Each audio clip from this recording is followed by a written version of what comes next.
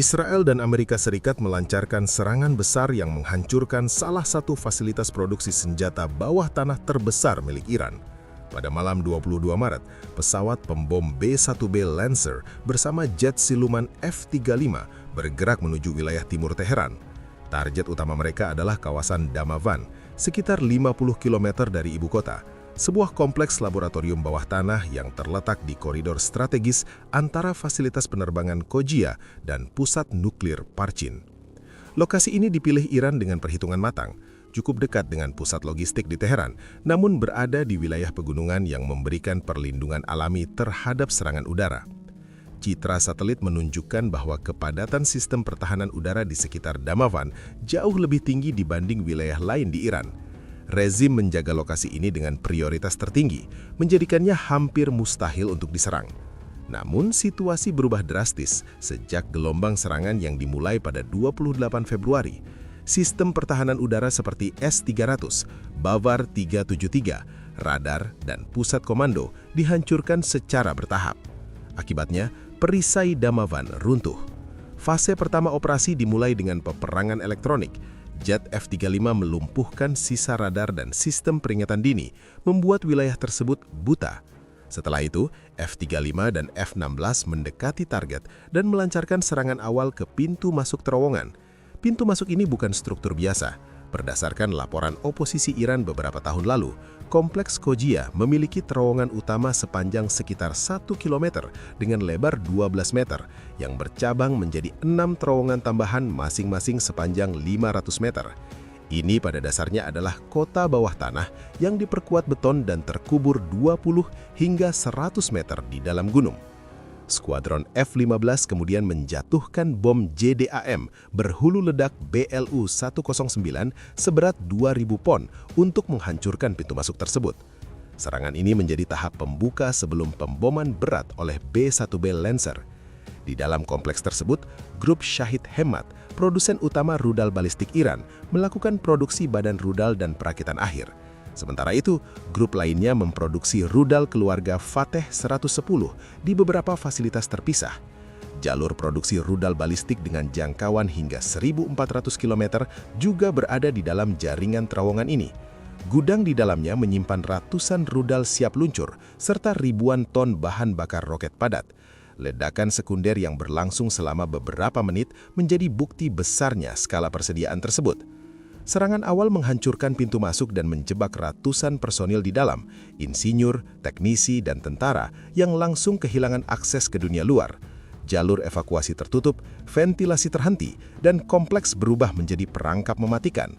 Namun menghancurkan akses masuk saja tidak cukup, target utama berada jauh di dalam gunung. Pada tahap berikutnya, B-1B Lancer menjatuhkan bom penetrasi GBU-72 seberat 5.000 pon untuk menembus lapisan beton dan batu sebelum meledak, menghantam area vital seperti unit pencampur bahan bakar padat, fasilitas uji mesin, dan jalur perakitan. Peralatan penting seperti mixer planet yang diperoleh Iran melalui jalur ilegal karena berada di bawah kontrol ekspor internasional hancur. Kehilangan mesin-mesin ini diperkirakan akan menciptakan kemunduran bertahun-tahun dalam produksi rudal.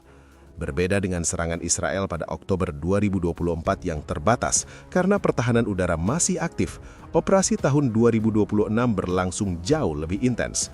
Dengan sistem pertahanan yang telah dilumpuhkan, pesawat koalisi dapat beroperasi selama jam-jam dan melakukan serangan berulang. Bom penghancur bunker GBU-208 juga digunakan untuk mentargetkan bagian terdalam dari kompleks. Gedung administrasi, pusat logistik, dan tempat perlindungan personil turut dihancurkan dengan presisi tinggi. Struktur di atas tanah yang dilapisi tanah untuk mencegah efek ledakan berantai justru menjadi bukti betapa sensitifnya material di dalamnya. Ketika bom mengenai fasilitas penyimpanan, reaksi berantai tak terhindarkan. Ribuan ton bahan bakar roket dan amunisi meledak, menciptakan kobaran api besar yang terlihat hingga jauh. Rekaman dari warga setempat menunjukkan langit berubah oranye dengan ledakan susulan yang berlangsung selama beberapa menit. Kompleks ini bahkan terhubung hingga ke gunung di utara yang lebih tinggi, menunjukkan adanya jaringan bawah tanah berlapis. Banyaknya target dalam satu kawasan menyebabkan puluhan jet tempur dikerahkan secara bersamaan, memperbesar dampak kehancuran. Serangan 22 Maret ini bukanlah yang pertama. Pada 5 Maret, wilayah yang sama telah diserang, memicu ledakan besar di garnisun IRGC. Serangan kedua bertujuan menghancurkan sisa struktur yang masih bertahan. Strategi koalisi jelas, menyerang, mengevaluasi melalui satelit, lalu kembali untuk menyelesaikan target. Setiap upaya Iran untuk memperbaiki akses dalam 48 jam langsung dipantau dan diserang kembali. Selain Damavand, beberapa target lain juga dihantam pada periode yang sama, termasuk depo rudal anti pesawat, fasilitas produksi senjata dan markas intelijen. Di wilayah selatan Iran, serangan antara 21 hingga 23 Maret mentargetkan infrastruktur militer secara sistematis. Depo amunisi di pangkalan latihan Naud mengalami ledakan besar dengan kobaran api dan ledakan beruntun yang menunjukkan skala persediaan. Pangkalan rudal balistik di wilayah Hormuz juga dihantam, menandakan bahwa infrastruktur militer di sepanjang pesisir sedang dihancurkan secara terencana. Di wilayah barat, depo di pangkalan udara dekat perbatasan Irak turut meledak hebat. Lokasi ini diketahui sebagai salah satu titik peluncuran rudal ke arah Israel. Koalisi tidak hanya mentargetkan fasilitas produksi, tetapi juga persediaan senjata, memastikan bahwa kemampuan operasional Iran lumpuh secara menyeluruh. Serangan juga menyasar sistem pendukung program nuklir. Di Isfahan, pusat komando dan kendali pertahanan dihancurkan dalam 2 tahap. Terowongan runtuh, sistem pendingin hancur, dan koordinasi keamanan lumpuh total. Meskipun fasilitas nuklir utama tidak langsung diserang, kehilangan sistem perlindungan membuatnya sangat rentan. Selain itu, pabrik drone di wilayah yang sama dihancurkan sepenuhnya. Dalam waktu kurang dari 2 minggu, fasilitas aktif berubah menjadi puing-puing.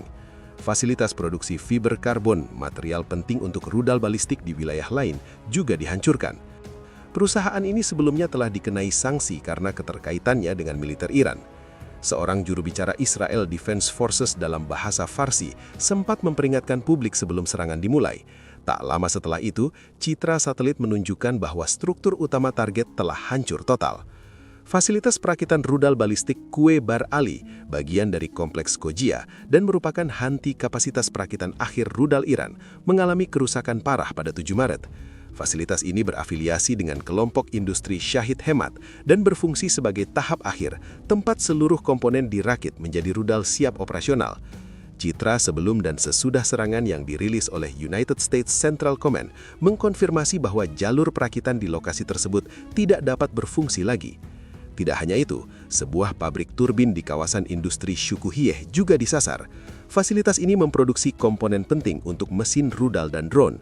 Bandara terdekat turut dihantam, menunjukkan bahwa koalisi tidak hanya mentargetkan produksi, tetapi juga jalur distribusi dan logistik. Fasilitas produksi rudal di timur Teheran yang telah diserang sejak hari-hari awal kampanye kembali menjadi target. United States Central Command mendokumentasikan kehancuran bangunan perakitan melalui citra satelit yang kemudian diperkuat oleh rekaman tambahan pada pertengahan Maret. Ini menunjukkan pola yang konsisten. Koalisi kembali ke target yang sama untuk memastikan penghancuran total. Di antara semua target tersebut, ada satu komponen yang mungkin jarang dikenal publik, namun sangat krusial. Mixer Planet. Mesin industri besar ini digunakan untuk mencampur bahan bakar roket padat secara homogen.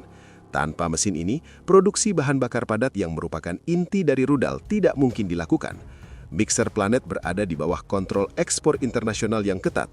Iran tidak dapat memperolehnya secara legal di pasar global, sehingga harus mengandalkan jalur ilegal untuk mendapatkannya.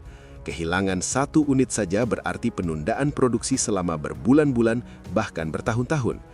Analisis dari James Martin Center for Non-Proliferation Studies mengidentifikasi kerusakan luas pada fasilitas mixer dan pencorongan di Kojia. Jika disusun dalam rantai produksi, dampaknya menjadi sangat jelas. Pabrik fiber karbon di Kazwin, bahan utama badan rudal, hancur. Fasilitas pencampuran bahan bakar padat di Kojia lumpuh. Jalur perakitan akhir di Kue Bar Ali tidak dapat beroperasi. Pabrik turbin dan mesin di kawasan industri rusak berat. Fasilitas produksi drone Shahed diratakan. Depo amunisi di berbagai wilayah meledak akibat serangan. Pusat komando dan kendali di Isfahan runtuh. Dengan demikian, setiap mata rantai dari bahan baku hingga produk jadi, hingga penyimpanan dan distribusi telah diputus secara sistematis. Dari sini muncul satu analisis kunci. Ketika sebuah koalisi besar yang terdiri dari puluhan negara dengan kekuatan udara dan laut modern berada tepat di depan pintu, pilihan militer konvensional menjadi sangat terbatas. Dalam skenario perang terbuka antar militer reguler, peluang Iran untuk bertahan dinilai sangat kecil oleh banyak analis.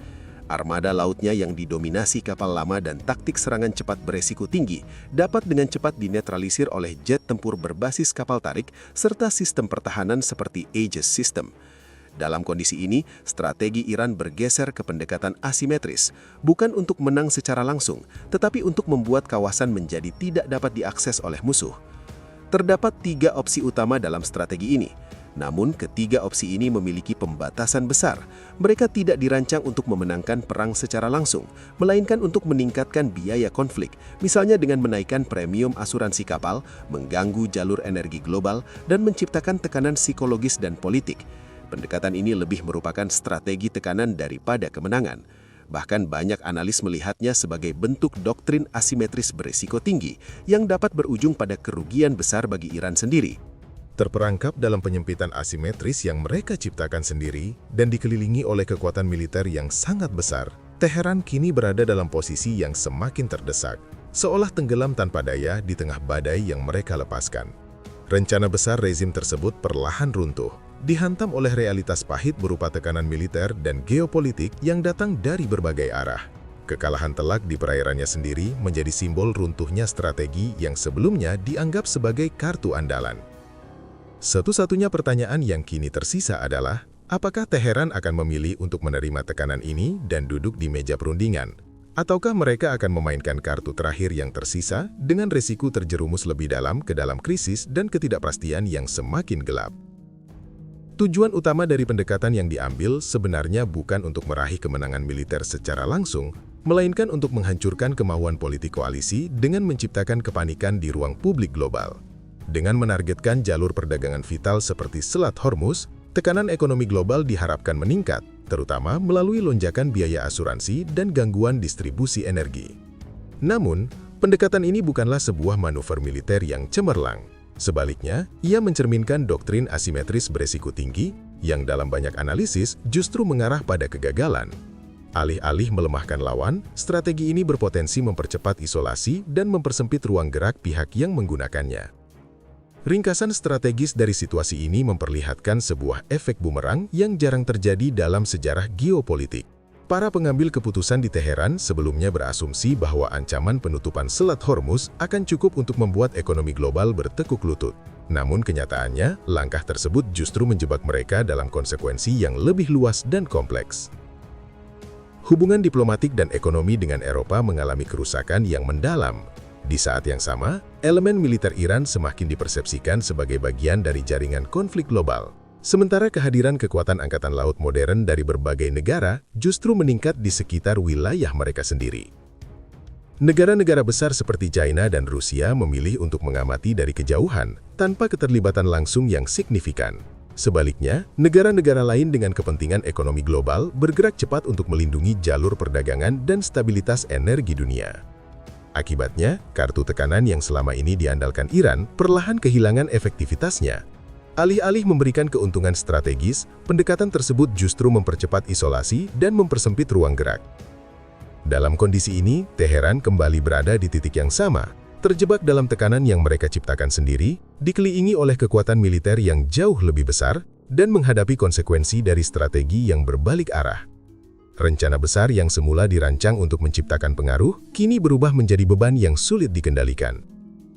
Sekali lagi, pertanyaan mendasar itu muncul, apakah Teheran akan memilih jalur diplomasi sebagai jalan keluar, atau justru melanjutkan eskalasi dengan segala resiko yang menyertainya? Jawaban atas pertanyaan ini tidak hanya akan menentukan arah konflik, tetapi juga masa depan stabilitas kawasan secara keseluruhan. Jadi, bagaimana menurut Anda tentang situasi ini?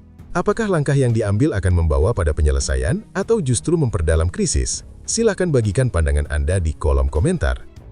Untuk terus mendapatkan analisis mendalam dan pembaharuan terbaru mengenai dinamika geopolitik global, jangan lupa untuk berlangganan dan mengaktifkan notifikasi. Terima kasih telah mengikuti pembahasan ini.